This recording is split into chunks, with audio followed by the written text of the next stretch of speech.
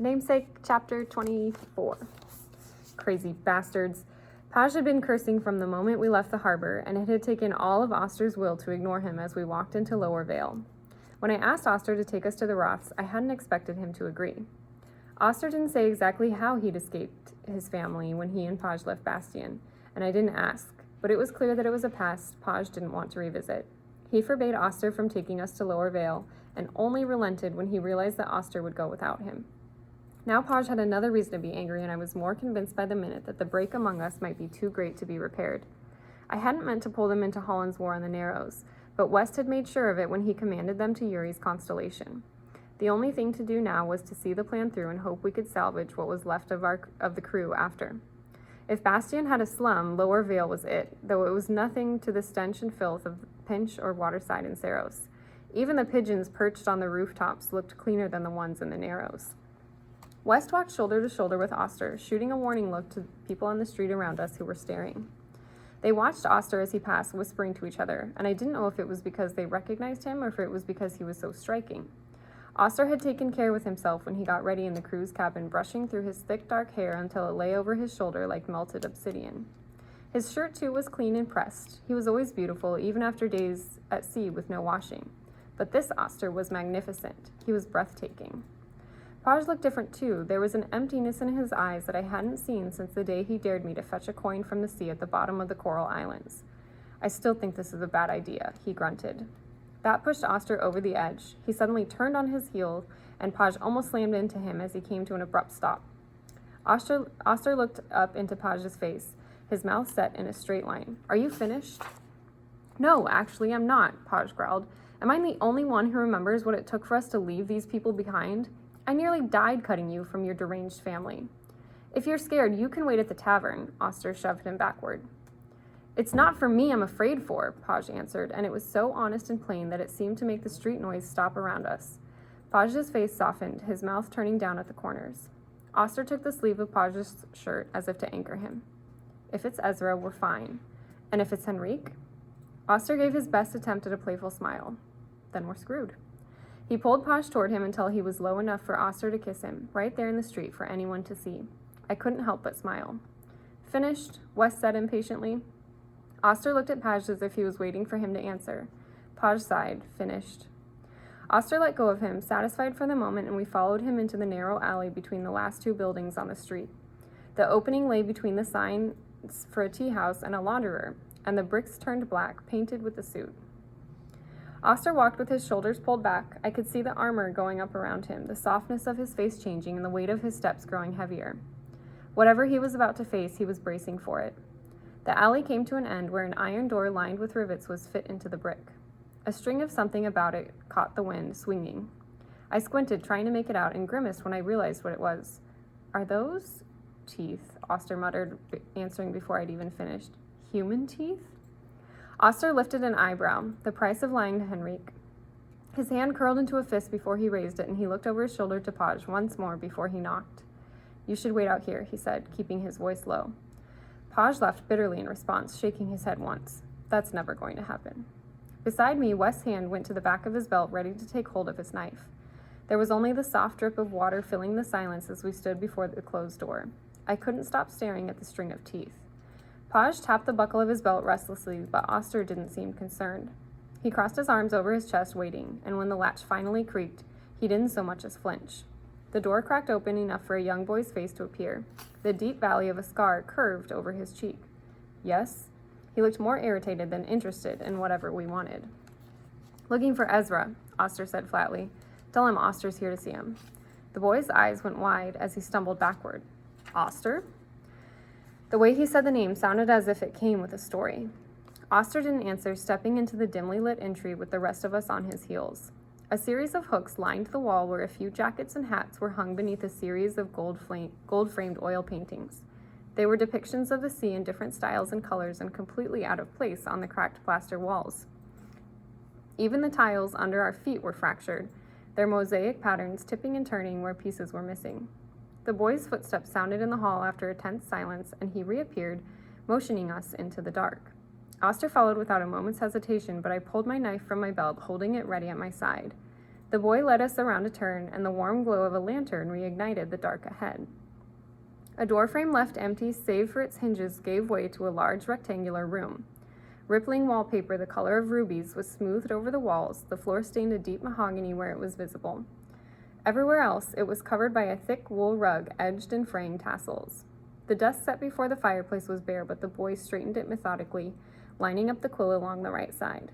Before he was finished, the door along the back wall was pushed open, and the young man I'd seen at Holland's appeared, Ezra.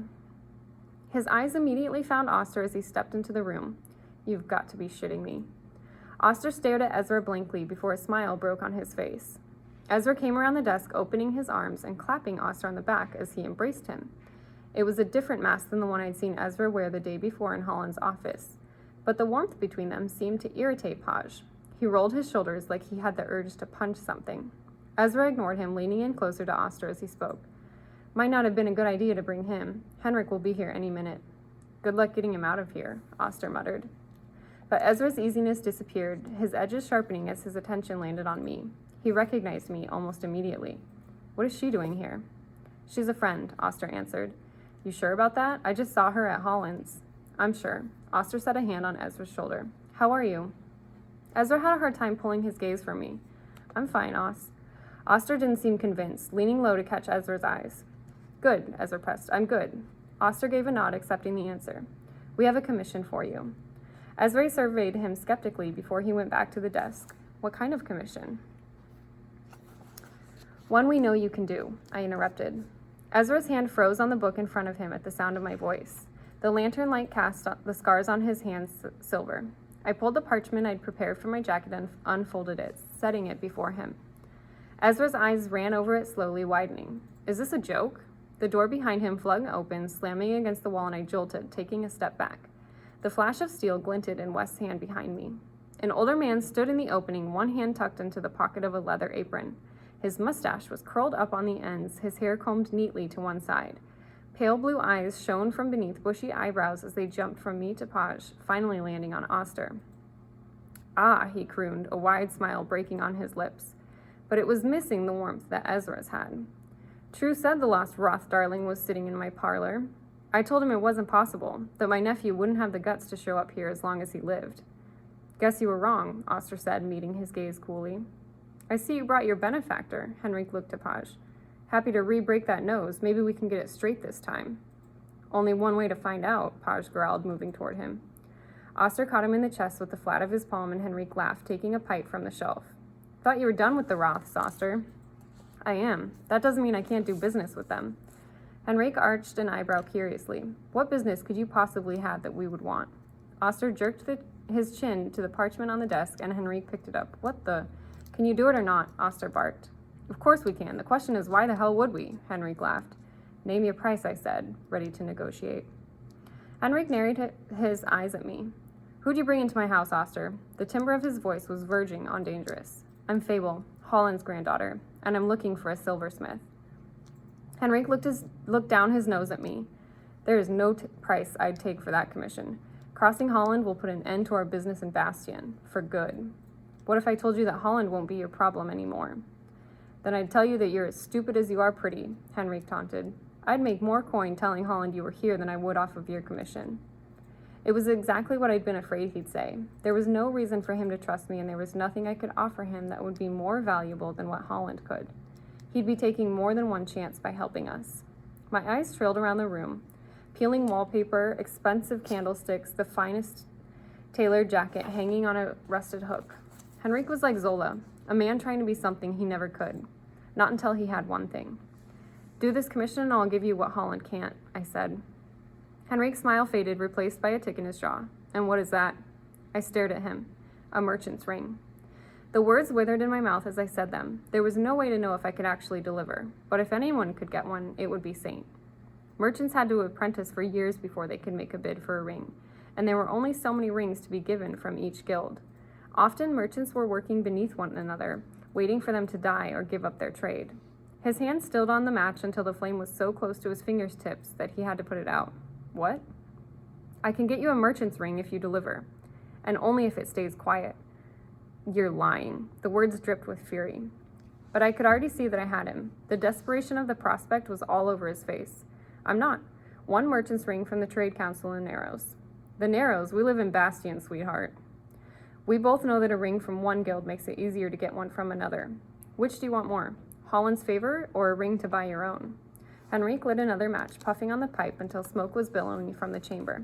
Did Oster tell you what will happen to you if you lie to me? He did.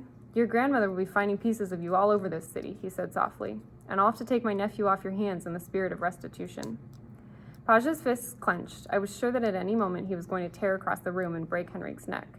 Henrique picked up the parchment, studying the rendering.